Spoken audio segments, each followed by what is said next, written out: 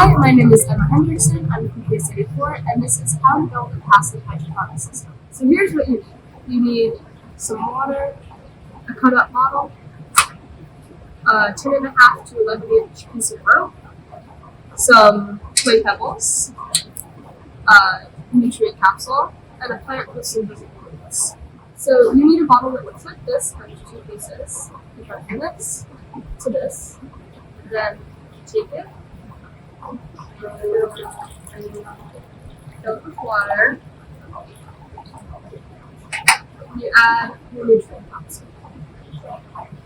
You put that like that. So now you have to take your rope, take your plant, and then wrap the rope around the plant, just like that. Now you have to take your plant and make sure that your rope is like this, and put it into the neck of the ball, just like that.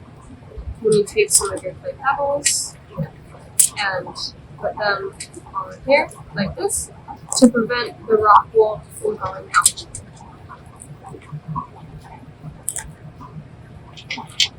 Now you have your finished passive hydroponic system. Just place it in a window with lots of sunlight, and remember to check on it to add nutrients and water. Thanks for watching.